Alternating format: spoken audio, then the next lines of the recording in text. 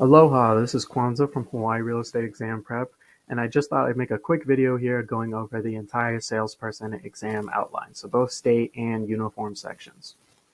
What you're looking at here is the PSI exam outline, which I'll have linked for you in case you want to look at it on your own, and this is the outline for the entire exam. It tells you everything you need to know about the Hawaii Real Estate exam. So getting started here, a passing score for the salesperson exam is 70%. So you have to get at least 70% to pass, and 70% of the uniform portion, which is 80 questions, is 56 questions. So you have to score at least a 56, and you have 150 minutes to do so. The state exam is 50 questions. It's worth 50 points. You have 90 minutes to complete it, and you need to score at least a 35 to pass. If you're going to take both portions, just add them up together, 130 questions, 130 points, 240 minutes. I know this says over here salesperson/broker, but I'll show you which things are broker specific so you don't have to focus on them. Starting with the uniform or national exam. The first topic is property ownership, and this is 10% of your uniform exam. It covers real and personal property, conveyances, land characteristics and legal descriptions, encumbrances and effects on property ownership, and types of ownership. And all these little things right here, the 1, 2, 3, 4, 5, these are subtopics. So within a topic, you have these major subtopics, I would say, and then you have subtopics. So it can get kind of overwhelming and confusing, but I'll show you what you can do to study at the end of the video. The second topic is land use control. So this is 5% of your uniform exam, and it covers government rights and lands, government controls on land use, and private controls.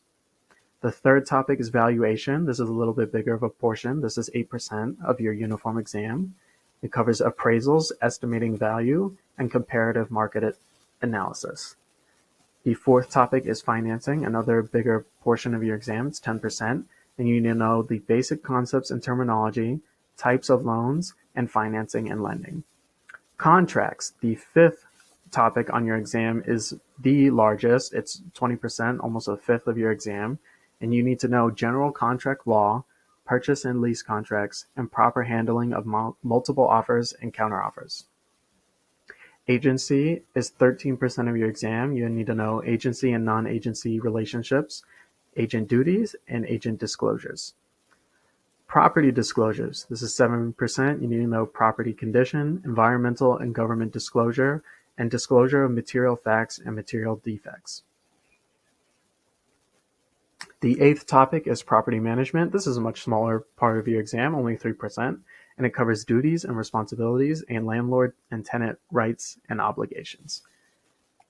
The ninth topic, transfer of title, another smaller portion, only 6%, is covering types of deeds, title insurance, and searches, closing processes, and special processes. Practice of real estate. This is a bigger portion that covers a lot of different things. This is 12% of your exam, and it covers anti-discrimination, legislation and regulations, duties and responsibilities, and this right here is broker only, so you don't have to worry about it. See, it says broker only. Real estate calculations. This can be very tough for some, especially if math is not your strong suit. This is 7% exam, and you need to know calculations for transactions and general concepts. We do have in our crash course a video going over all these formulas and how to apply them with practice problems. So if you know this isn't your strong suit, I'd highly recommend that you go to that crash course video and you watch the video, take notes, and then with our crash course, you have access to our test prep, so you can take all our test prep questions to practice. Once you have it down, there really won't be any problems. It's just learning and understanding the concepts in math. But once you get to that point, it should be no problem for you on the exam. There's a couple, tricky questions there, but we'll cover in our crash course and our test prep. Okay, moving on to the state portion or the state exam, you have ascertaining and disclosing material facts. This is 8 items or 8 questions.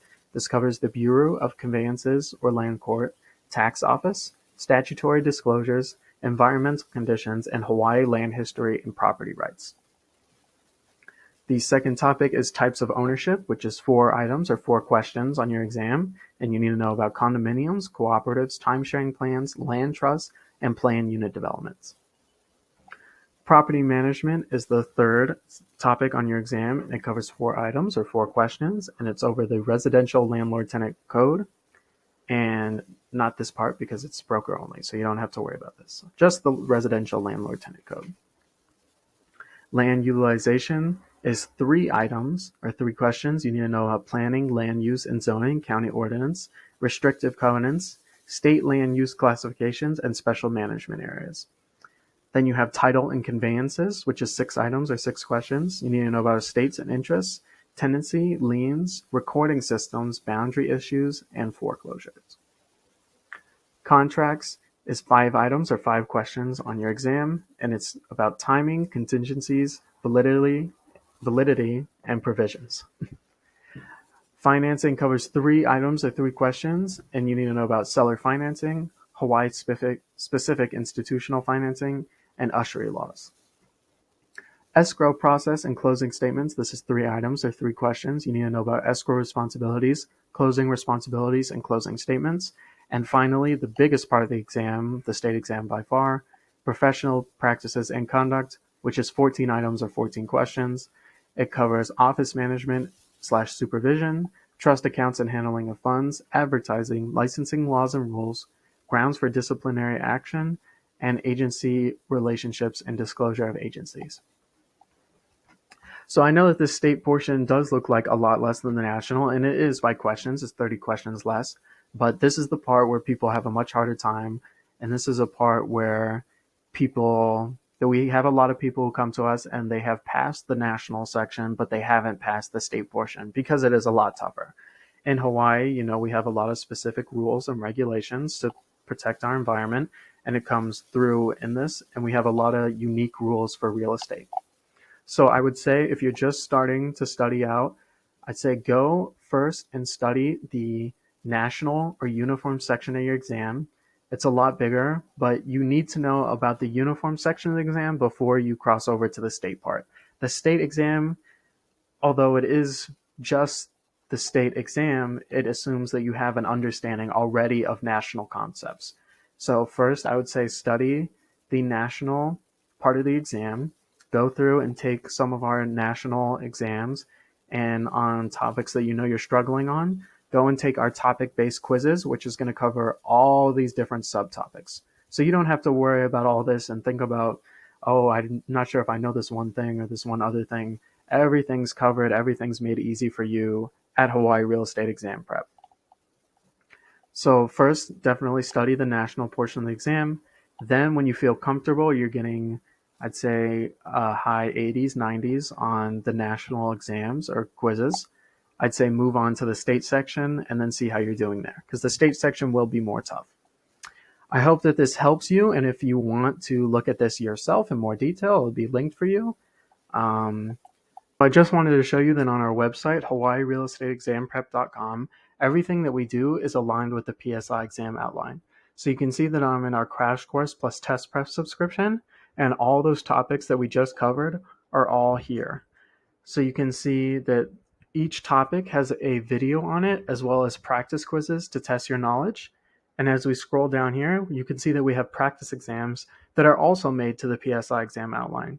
So we take the same ratios of questions from every topic and put them into your exam to make everything as real to your real exam as it could possibly be.